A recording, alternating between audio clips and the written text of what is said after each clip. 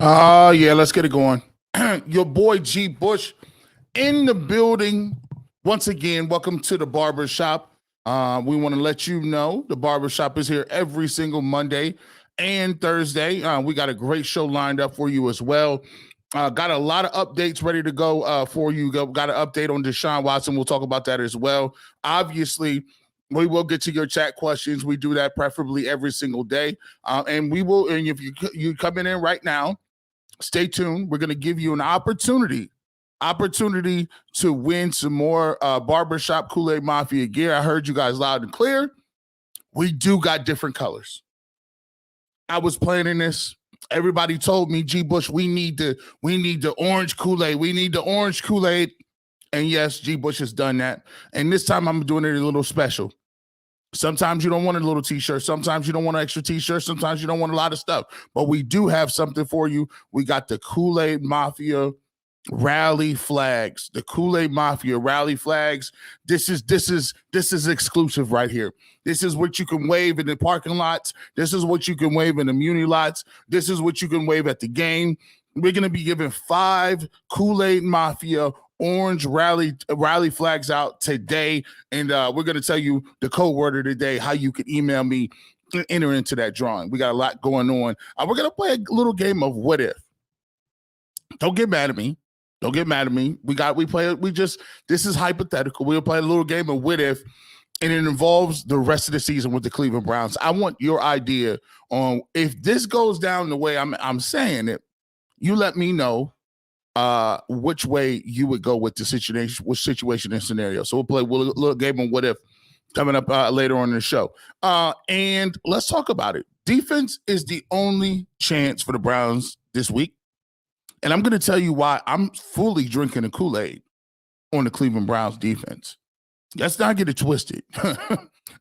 One person and a couple people you have not heard from is Myles Garrett. You have not heard from Jim Schwartz. And I know the San Francisco 49ers are a good football team, but the Cleveland Browns defense is on that same type level. And I think there is a small chance the Cleveland Browns can come out with this victory. I'll tell you the path to victory, and it leads with the defense. We'll see if I'm crazy or not. We'll get your comments on that. But first, let's get to the elephant in the room. Can we? Can we get into this elephant into the room? Deshaun Watson's injury has now turned into a soap opera. And I don't want you guys to oh my gosh, here comes the media with this soap opera and different. Listen, I've been accurate on a lot of things I've said. I believe that I was the first one in the media to say, when it came out that he got injured, I said, I don't like this. I don't like the injury. You watched it right here on UCSS in the barbershop. I told you I didn't like the injury. I told you that there were some things that with this injury that's going to linger. We still don't know what the exact thing is with the injury. We don't know if it's a rotator cuff. We don't know if it's just a bruise, a contusion. We don't know what it is. Now, all of a sudden, we get the updates on Deshaun Watson, and Monday he doesn't play. We're looking around like, well, hold on. I thought this would be the week. We had the bye week and everything. What do you mean he's not playing? Not practicing? People said, oh, G. Bush, don't worry about it. Don't worry about it. He was inside doing some stuff. Don't worry about it. Tuesday come around. Nothing. No Deshaun Watson, no nothing. We're looking around like, okay, Wednesday. If you don't play by Wednesday, we got to hit that button. We got to figure something out. Then all of a sudden, Wednesday comes around, PJ Walker's going to play instead of DTR. You're like, well, dang. Well, doggone. Thursday come around. Not only did Deshaun Watson not speak to the media, not only did Deshaun Watson not really stay along according to some of my inside sources, but he just grabbed his stuff, rolled up out of there, and it looks like he hasn't thrown the football. We hear some from Alex Van Pelt. Alex Van Pelt says, quote, we wouldn't play a running back if he couldn't run full speed. So that means, to me, the analogy is if you don't play a running back that can't run full speed, you don't play a quarterback that can't throw the football. And we've been putting those tea leaves together over here at the barbershop. You know how we were always putting connected in dots.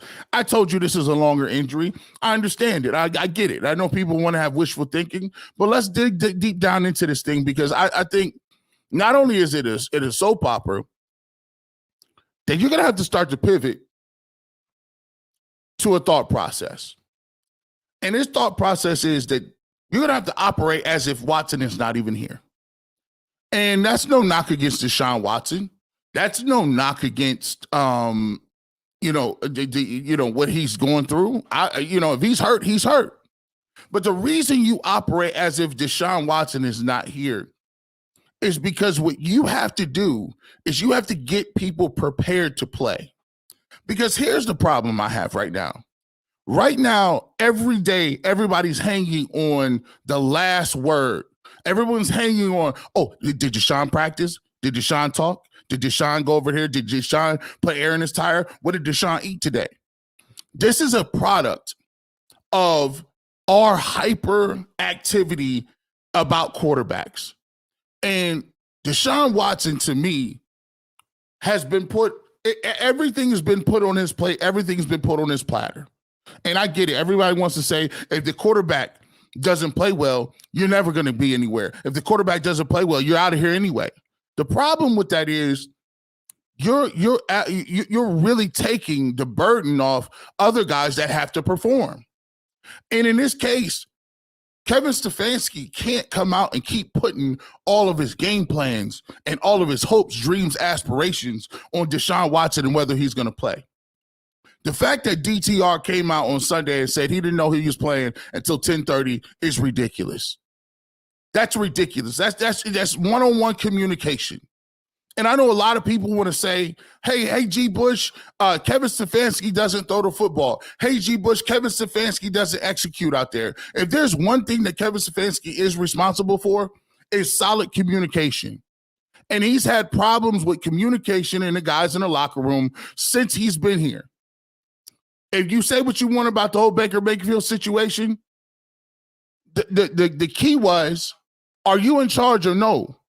Because Baker Mayfield told you he was going to play the rest of the season. That's the coach's decision to make, just to put your team in the best position to make plays, right? You mishandled that. You mishandled the whole situation, going back to Odell Beckham Jr. and say, you got the tape out. Who put the tape out? Was it your father? We'll get rid of you in the middle of the season.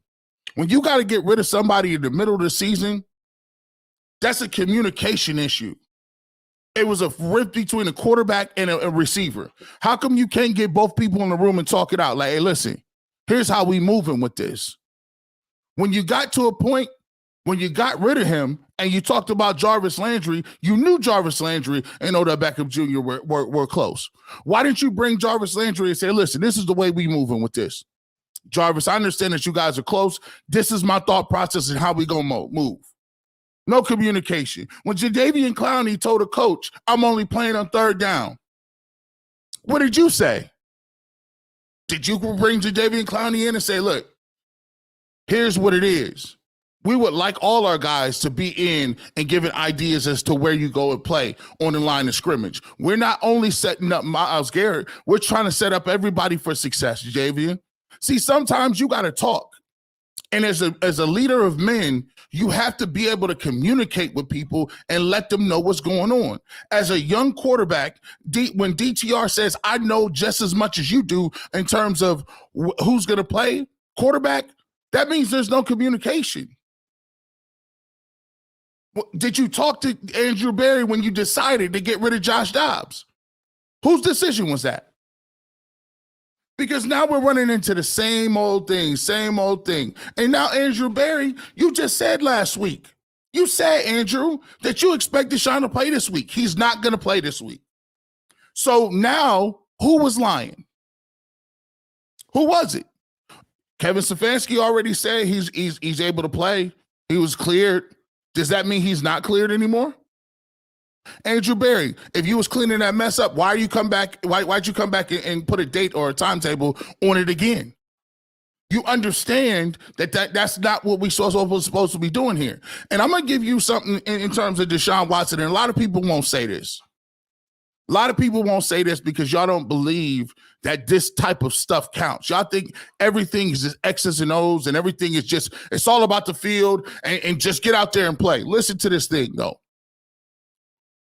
The reality of the situation is There's a lot of people that never really wanted Deshaun Watson that are Cleveland Browns fans or in the media.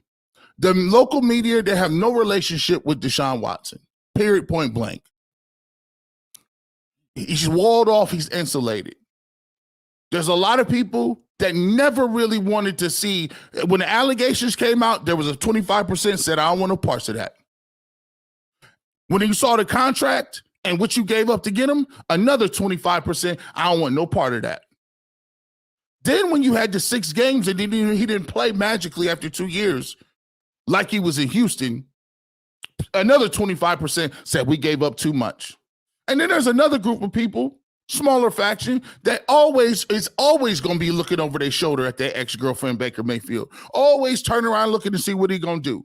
That's just the reality of the situation. And then there's some people that's always going to ride with Deshaun Watson. But let's be clear. Our fan base and media is not in lockstep behind Deshaun Watson. So if you're Deshaun Watson and you've always said, I've never had a chance to tell my story about who I am. I've never had an opportunity to say who I was in the community. I've never had an opportunity for people to give me a chance to show me what I could do here. And you go out and you have your best football game you've ever had in your life in Cleveland. You high five your coach. Everything's going well. You look like the offense is coming around. You look like the leader that we was trying to get. You look like the guy that we was betting on. You have one game, and in that game, you get hurt. And instead of your coach saying, hey, this is a community, this was an organizational decision to sit him down until he's ready.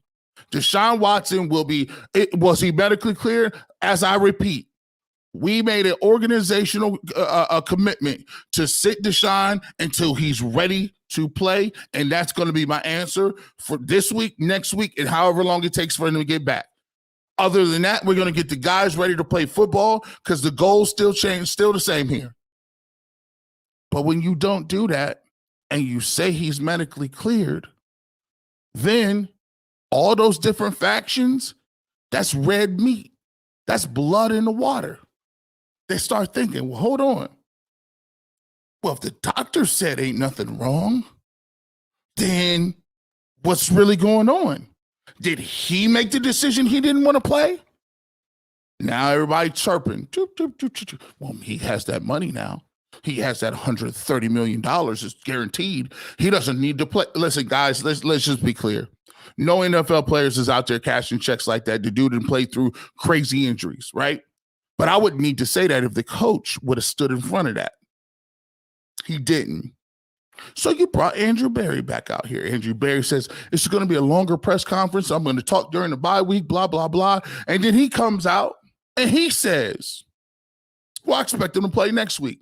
So now we get in the thought process that, man, this ain't even that serious then. Maybe it's a bruise. Maybe he ain't going to hurt it no worse. Everybody know what a bruise is. I go do a lot of things with bruise. Now, all of a sudden, another percentage of that fan base is taking that red meat. Now, the same people that you trying to win over when you Deshaun Watson, the same guys in the locker room that you trying to show that you're a leader, the same dudes and the same media that you trying to show that I'm back to who I am. Now the doubt creeps back in. Not because you didn't play well the last game, not because you said anything. Is because your coach and your general manager don't know communication 101. And they started a fire sale. Now, everybody, all of them people that had doubts on it, didn't know about the allegations, maybe didn't like his play, maybe that still wanted Baker Mayfield, maybe like, I'd rather have the 3 first-round picks. Everybody is looking at it crazy. And if you're Deshaun Watson, you're saying, I'm not getting a fair shake here. Why? This is a self-inflicted wound. Why? Listen, you guys don't talk about injuries like this with nobody else, but why you have a Freudian slip with me? Why is there a slip of the tongue when So my thing is like this. He's going to have to go to have a conversation with him and talk to him and figure out how he feels really. He's going to have that conversation because players, when they feel slighted all of a sudden, they could say they cool and be professionals, but that could turn into a whole lot of things. Ask the San Antonio Spurs and Greg Popovich about the Kawhi Leonard thing. Ask him about that. Ask about Trent Williams when he was mixed diagnosed for the Washington Redskins, or excuse me, the Washington Commanders. And turned out that what the doctor saw had been cancerous, misdiagnosed it, and Trent Williams said, I will never play for you again. Now, I'm not sitting here saying Deshaun Watson is in that area, but what I'm just letting you know is communication is key. And sometimes you should be slow to say something and fast to over-communicate behind the scenes. And I just don't think it's happened. The Cleveland Browns need to figure this out, get back with Deshaun Watson, figure a timetable, and between now and then, they need to operate as if Deshaun Watson is not here. That Deshaun Watson is not going to be walking through those doors, and that you need to get either DTR or PJ Walker or another quarterback coming in ready to go. Because the reality of the situation, fellas, you can't punt on this season. You can't just bury it and say, oh, throw my hands up. Look, I got the worst luck in the world. If I would have had Deshaun, we had playoff aspiration. No. You punted last year. That's the problem when you punt. Ain't nobody taking 2 punts in a row. You kept Joe Woods way too long. You didn't get D tackles. You didn't get any receivers. You had Jacoby Brissett. You had Nick Chubb, and you were still throwing the ball 40 times with Jacoby Brissett because you punted on last season and you felt it didn't count after the 11-game suspension. You can't do it no more because now all bets are off. Everything, all your chips is in the middle of the table. And just guess what? You got hit with the injury bug. Chubb out. Deshaun Watson is out. We don't know when he's coming back. But one thing you better get it done is you got a whole room of defensive guys over there with a damn good defense and another guy in Jim Schwartz that ain't going to take no games. Those guys are going to be putting that pressure on you to put your game plans together, and the offense got to pull their portion. They got to pull their weight. They have to pull their weight. Let's get to some of these comments. I'll tell you what, let's get to some comments here really quickly. Segment is a little long, but I had to get that off. Let's get to some of the comments, man. We got some super chats already in here, man. I appreciate the fact that you guys, we want to make this, when they look back, we want the super chats to jump off this page. We want the memberships to jump off this page. We want to show them how strong the barbershop do it over here. Y'all get y'all's memberships up over there. Friendly competition. Ain't no wrong with that, man. Let's get to super chat. What's up, G Bush? I believe DW4 tired of Stefanski's play calling. He just ain't it, big bro. I kind of went off a little bit about this during UCSS. And I was a little hot because we was talking all around a lot of stuff. And the guys that know offense are the guys that be watching these all 22s, man. Stefanski leaves a lot to be desired with these playbooks.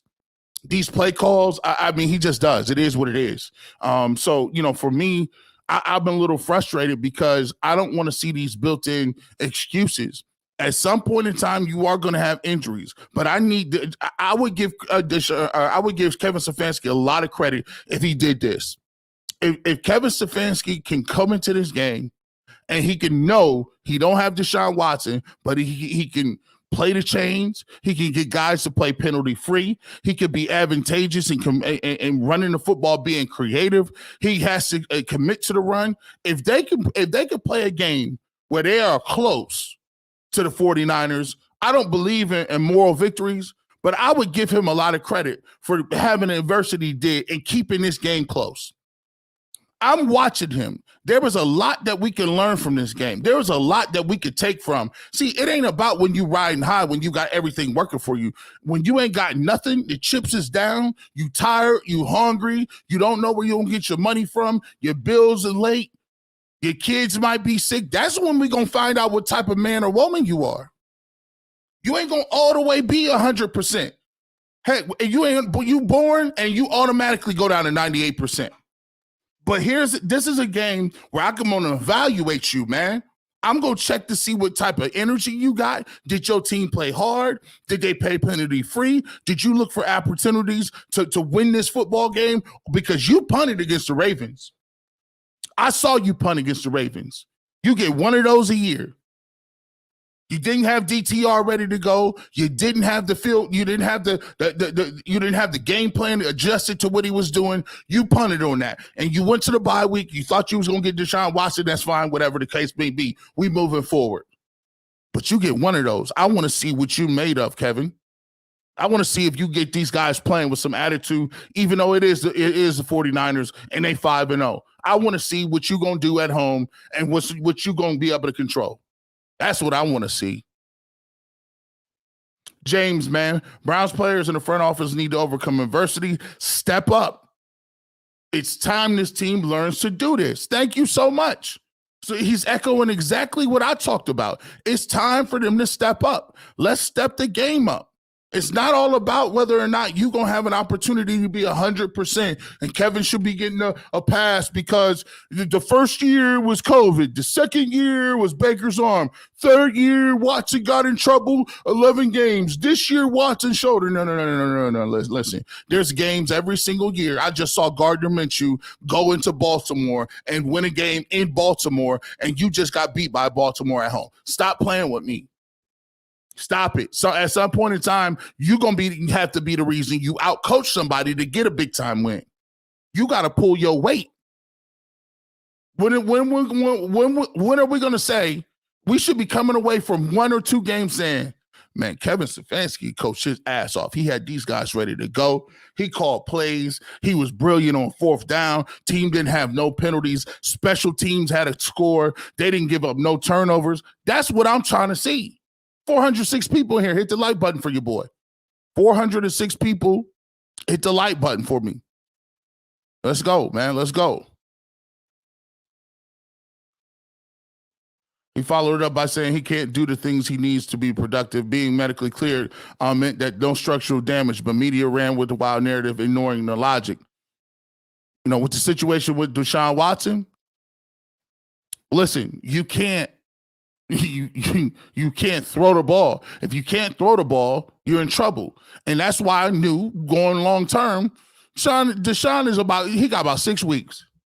Because here's the thing, if you got a rotator cuff injury and people want to say, well, you can't injure it anymore. No, we've talked to people in UCSS. You definitely can tear a rotator cuff if it's already bruised and you get hit on it or you throw the ball, you can re-aggravate it.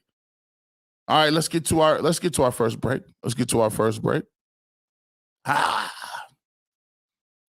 And let's talk a little bit about Behind the Glass. Make sure you guys support Behind the Glass. Anthony, Earl, Mikey McNuggets. They had a great show yesterday. We was talking about the Browns, talking about Deshaun Watson, talked about the culture of the organization. Make sure you're out there, supporting those guys Behind the Glass. They're doing really big numbers, good numbers.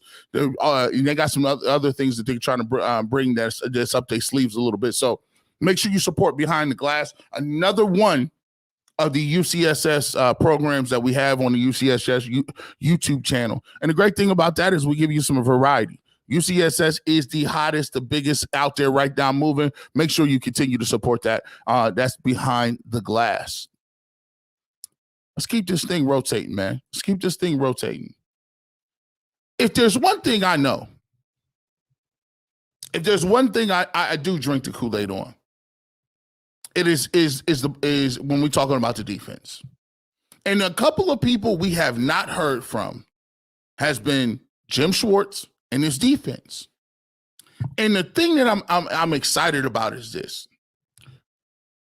Sometimes every single year in the NFL, you look up and there's 2 or 3 games where you look up the games and quarterbacks is out and missing players, and you say, how the heck did so-and-so beat so-and-so?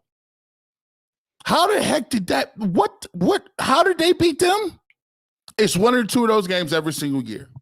And the Cleveland Browns need to figure out a way to have that game happen this weekend.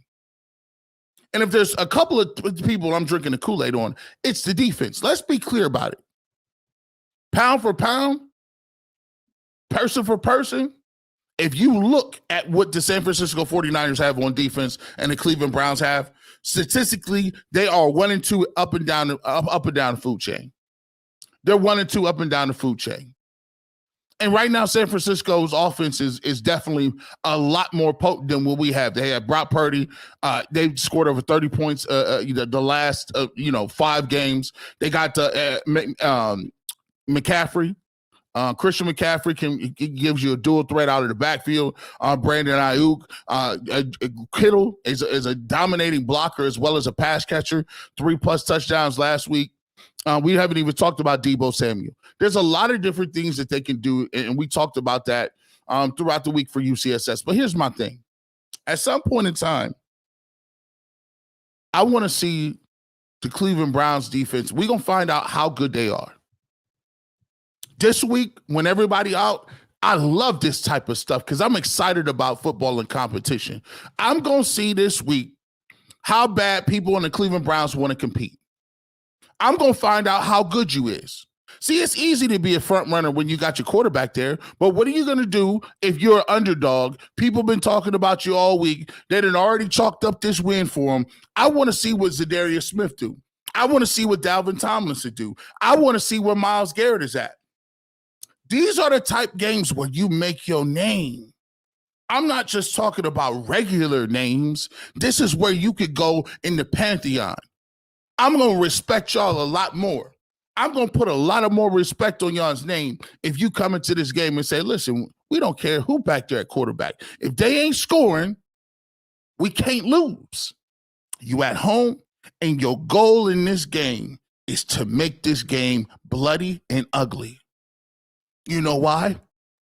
You want to make it so that they understand and they feel you every single time.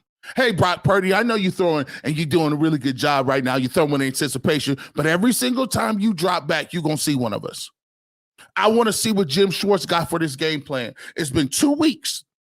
We watched what you did the last week against the Ravens. They found some things in some misdirection, and just so happens the 49ers do that better than anybody in the league. Misdirection with Juszczyk, with running the tight end. They'll run a tight end. They'll pull the backside, fullback, and they'll just run a pitch play. They get you going one way and they come back the other way, right?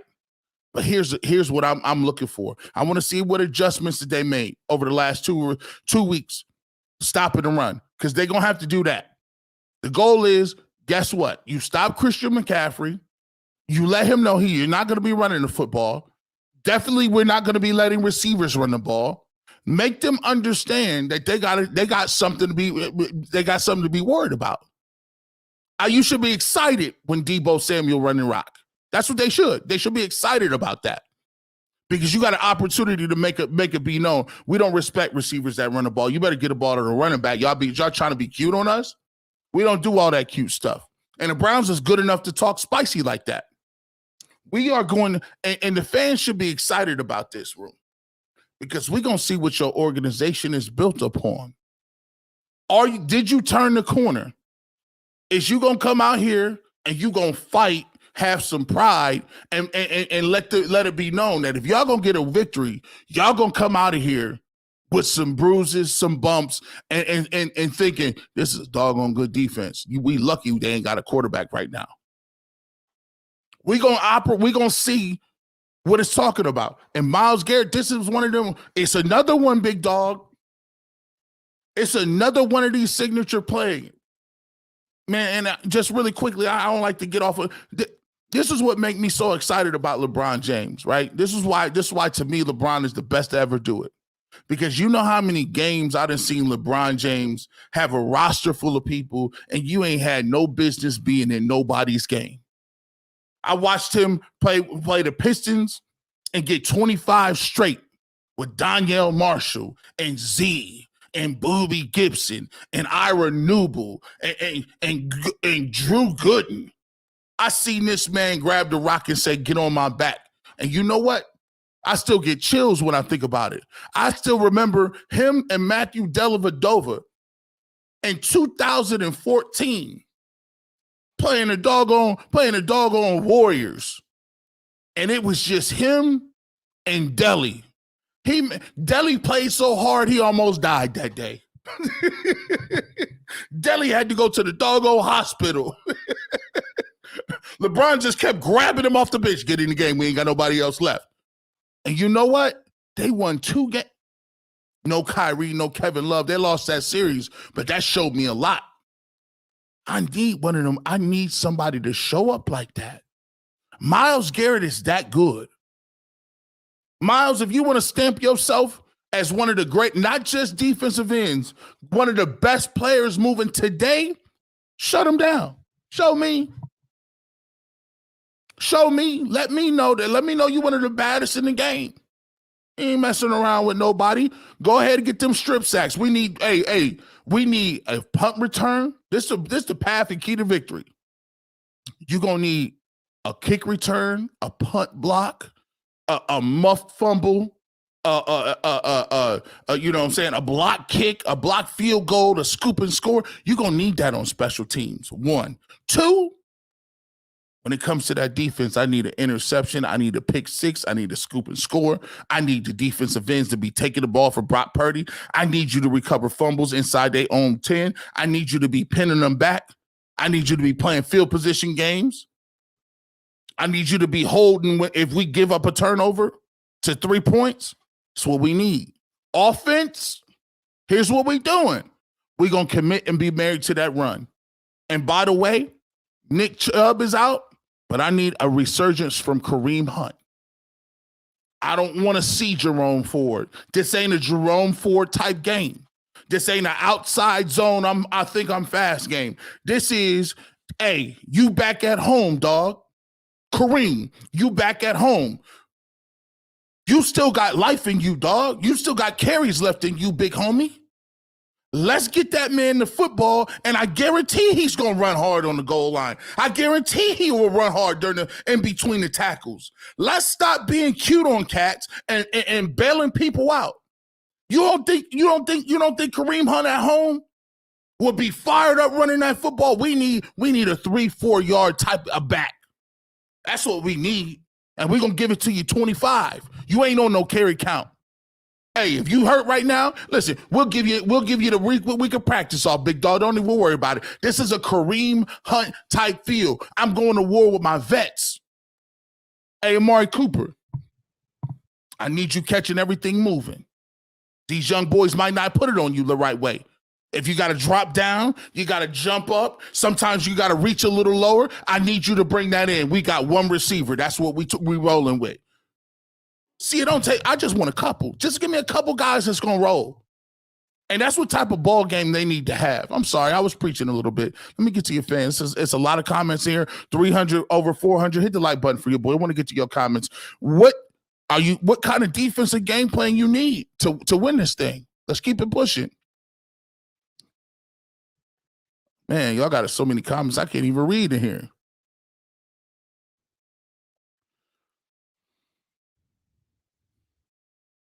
You're not a fan of, you just say, I'm so fan now. I call that a bandwagon. Okay. So you ban Kool-Aid shirts.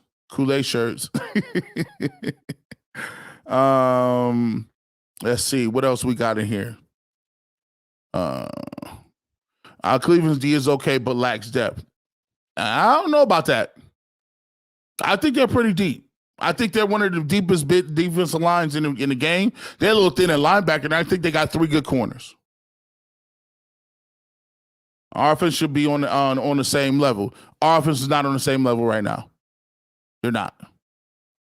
I think we should focus on getting DTR fully ready mentally and physically to go as a starter. He has the talent. Here's the problem. The reason why they didn't go with DTR is it's a certain thing that it is when you see the pressure and when you understand what's going on. When you understand, okay, it's just being had by experience, you can look and say, okay, well, they trying to confuse me right here, or I know where the protection scheme is. See, DTR ain't really seen none of that. And I could understand they don't want to throw him to the wolves out there when he's not prepared to go. For me, that goes back to the Josh Dobbs things, thinking whether or not you should have actually went out there with Josh Dobbs or not. I mean, they gave him up for a 5th round pick. I think sometimes that you might be thinking about getting that back right now. Let's keep it pushing. Let me get some more comments in here.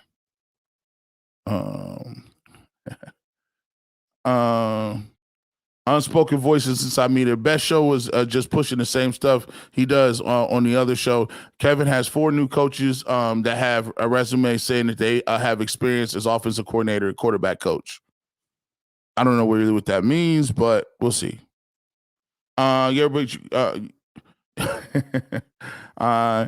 Hey, G Bush, man, you got them new Aqua J's on, don't you? See, man, hey, stop playing. I wasn't even supposed to have them yet. That fit is fuego. I appreciate y'all, man. We just trying to move a little bit. We just trying to move. Let's get to our second break here. Get them pens and pads ready. Because guess what we're gonna do? We're gonna give you an opportunity to get some of that barbershop gear. Let's get it popping. Let's get it going. I didn't even put it in here. Did I put it in here? Let me make sure I got that. Here we go. Let me get that. Here we go. So we've been talking about this a lot. Here we go. If you want an opportunity to get the Kool-Aid Mafia rally flag, hit me up right now. Hit me up right now at gbush91@hotmail.com with the subject line, dogs, that's spelled DAWGS, before 12 a.m. tonight. And you will be entered into a random drawing for a Kool-Aid Mafia rally flag. As you can see, the Kool-Aid Mafia rally flag, you can use these right when you're in your community light. They're beautiful to wave at the games. I got it in the orange. This is the orange crush color as well. As you can see, people say, G Bush, well, we going to get the orange joints. I got the orange joints popping. And something tells me that we might get that color in a hoodie or two. I ain't gonna say we will, but I would suggest that might be a thing. So hit me up right now, at gbush91@hotmail.com with the subject line dogs, DAWGS, before 12 o'clock tonight. And we will be entered into a free drawing to get a free Kool-Aid rally flag. By the way, we giving out 5 of them things. We giving out 5 rally flags, so you guys have an opportunity to get one. You can also purchase this flag and all the other gear at in merchandise that you see on this channel at bushlinebeauty.com/barbershop. That's bushlinebeauty.com/barbershop. And all those links will be linked in the description, so you can go ahead and grab that. And it's all courtesy of your boy, G Bush, and the barbershop. All right, let's get back into it, man. About 15 minutes here left in the show. Still got a lot of good stuff to talk about, and I want to get into this game with y'all. I'm going to get into the game, and let's call it a little bit of what if. Now, this is just one scenario. I'm not trying to be doom and gloom, but I want to see. I'm going to exercise something, and I want to see how much leash that you guys have for this organization. So let's play a game of what if. As we know, Deshaun Watson right now has not been practicing. He's been out for a couple of weeks. Most people speculate on it, and I'm just one of those other guys because I know what you guys know. They speculate that it may be a bruise in his rotator cuff, and this could take anywhere from 2 to 6 weeks in order for it to be healed. There is a chance that he can re-injure that by being hit on it, or it can be re-injured on a non-contact throw. We are in week 6 right now. If Deshaun Watson comes back or is not able to come back and produce this year, that could be because he came back and got hit, came back in a game. Say he comes back after this game, right? We're playing, I think, the Indianapolis Colts. He comes back in that game. He's hit on the shoulder on a sack. Maybe Jed Wills gives us pressure. And he's gone for the year, right? If he's gone for the entire year and the Browns have PJ Walker or DTR or some other veteran come in and they play out the rest of the season and, they miss the playoffs, don't really, make some noise, play here to say they win 8 games, right? 8, 9. What do you do? This is a very interesting question. And I run this, and this is like risk analysis, right? So if you look at it, everybody has talked about Kevin Stefanski and Andrew Berry being this year. So I want some comments so I can read these. In this scenario, so I know where we at with this. So I really want your input on this. So make sure you guys put this in the comment section if you're watching this on VOD or you're watching it right now live. In a case where Deshaun Watson plays a few games this year, does not only has the one game he looked great against Tennessee. He comes back, has an injury. That injury puts him out the rest of the year. What are you doing with Stefanski and Barry?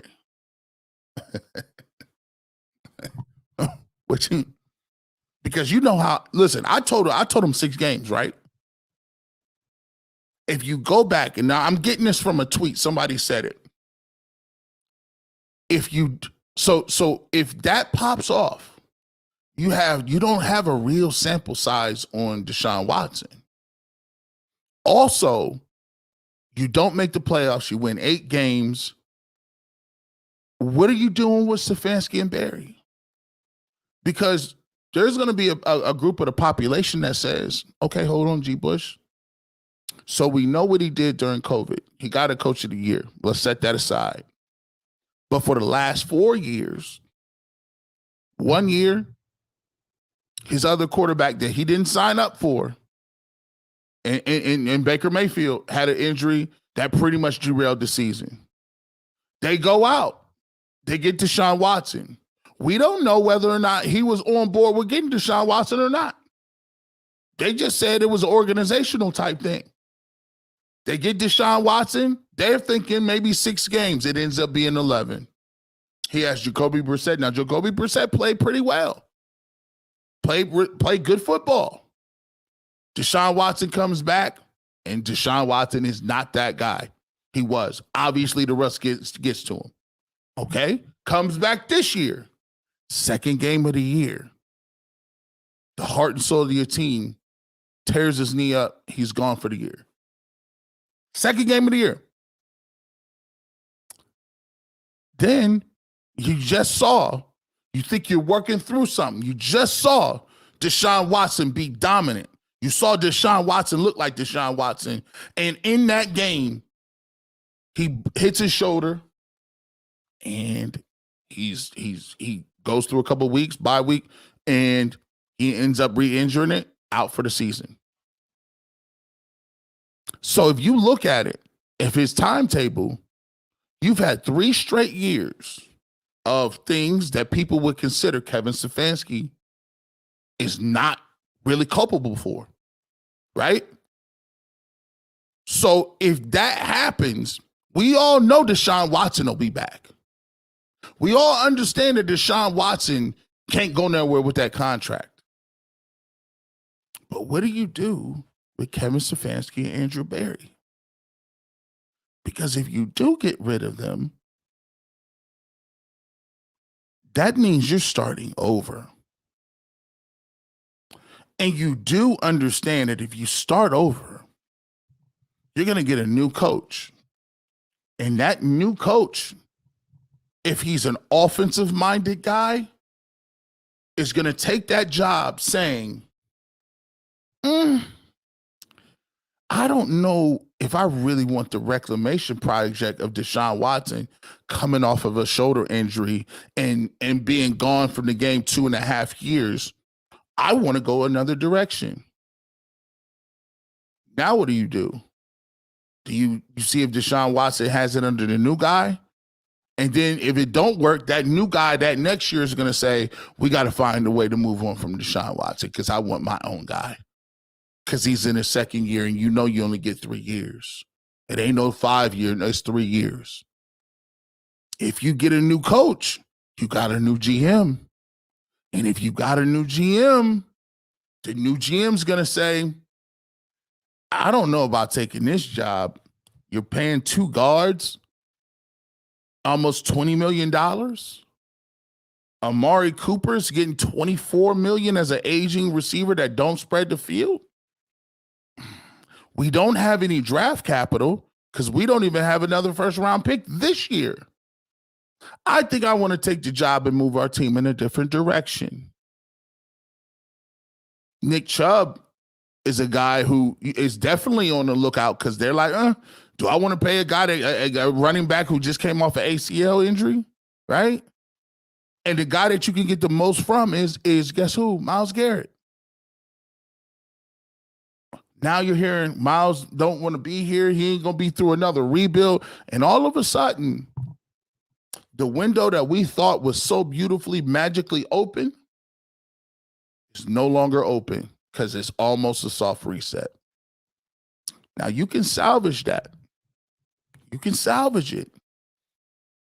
But salvaging it might have to mean you bring Andrew Berry and Stefanski back for one more year. Now, I know that's kicking the can down the road. And I know that's kicking salaries down the road. And I know that's kind of giving them a soft pass. But between the two, which one you want? You want the soft reset? Or you want to run it back? And I'm only asking you this question because in risk management and business, you always got to think of the best case scenario, but you always got to think about the worst case scenario as well. I'm just ahead of the learning curve. I'm giving you that listen, I'm thinking I'm already in the off season, dog. Not saying I'm not paying attention to this season. I'm just playing a little game of what if. Let's get to these comments. I think this is riveting. Show me the work. What y'all think? You tell me what you think. This is hot. This is a hot topic. McNuggets, don't you skill that. Don't you do it. Hold on. Let me see. Let me get down. I want to get to the new comments. Where the new joints at? All right. Let's see. Let me see. Marshall. I think if we move off Stefanski, let me get this out of here so you can see this. We got about 7 minutes, so if you want to comment on this, make sure you comment. I want to get to as much of these as I can because I think this is a fascinating conversation. About 6 or 7 minutes here before we get ready to ride up out of here. Let's see. Where's my let me do this really quick. Yeah, let me take this down. Oh, there we go. There we go. Let's get to these comments. I think if we move off Stefanski this year, we should make a play for Belichick. We know he ain't going to be in New England either. Well, I mean, if you move for Belichick does things a little different. I think the team would look drastically different if you got Bill. Because does he ever want to come back to Cleveland after we fired him once? Oh, no.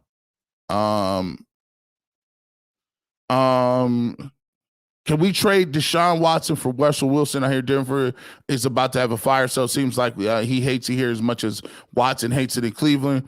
I don't know if I want to do Russell Wilson. I mean, I don't know.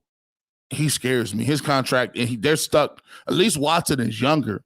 They're stuck with that contract out there. It's crazy. Got a super chat in here, man. M. Bine says, run it back. And Stefanski gave up play calling, fits the offensive line like you did the defensive line. I think that might be a thing in the given scenario. And I never thought I would say this. I never thought I would say this in binds. I would almost be leaning to that scenario too, because I know what changes is on the move. I know what changes is on the move if they ain't moving that type of way. Gangam Gangam, I appreciate you for being a YouTube member. We shout you out, man. I appreciate that. Definitely love what you're doing, man. I appreciate the love and support. John Miller, I think it gets bad. I think it gets that bad enough they decide to rebuild. If it isn't fixable, why beat a dead horse? I don't think there's any circumstances team misses playoffs and Stefanski keeps his job. I hope so. That's what I'm hoping. Let's see. In order to have Stefanski move off the offense, we're going to have to we need to move off Stefanski. Can keep Barry, then run it back with this roster. That's another thing too. Yeah, crazy. Would Sierra be a part of this trade deal for Wilson? I would take Sierra. I'd definitely take her in this move. I thought Stefanski was good because he can elevate a mediocre quarterbacks, but I'm starting to think he's a handicap for the quarterback and with a much higher ceiling. I hope I'm wrong. I do too. I hope none of this don't happen, but it's an exercise. Harat says Short said he's not interested in being the head coach. That's another thing. People want to talk about, well, what head coach you want. They always hit you with that. If G. Bush, if you want to get rid of the coach, listen, I'm selling all my chips on the table. That would be my number one hire. If we had to move off of Stefanski, I would find offensive coordinator and keep it pushing, running back one time. This is the most difficult and important game of the season. Sean Simmons, I actually believe that a little bit too. Not because it's just the 49ers, is because I can really see the intestinal fortitude. I'm going to be able to see what's going on with this team and just how bad they want it and what type of energy and effort they putting into the game. Unspoken voices inside media. What is the offensive line players today, but still trying to get adjusted to Watson's style? What the hell have they done since he's arrived? Film study could have helped. I agree. Corey McLaughlin says Stefanski has been through a lot in adversity, but it's part of the job. He either can get it done or he can go. John Kerr says source was part of the Bills staff. Would he do it again? We don't know. Vernell Jackson said AVP 34 pass, 31 run, and only one game called in the playoffs. Just let him call the plays. I agree. I would like to see what he does in play calling as well. Let's get a couple more in here. Appreciate it. P. Rothstein, I see you, big homie. I appreciate the super chat. I just don't think Stefanski can coach talented players. If he doesn't make the playoffs, get him out of here. I've seen enough, and I'm not impressed. Let's see. AP Waves. 5 games doesn't make a season. A season defense is too good for the sky to be falling. People need to relax with RELAX. Relax, fellas. Yeah. Well, here's the thing. I'm just giving my scenario. Let's see.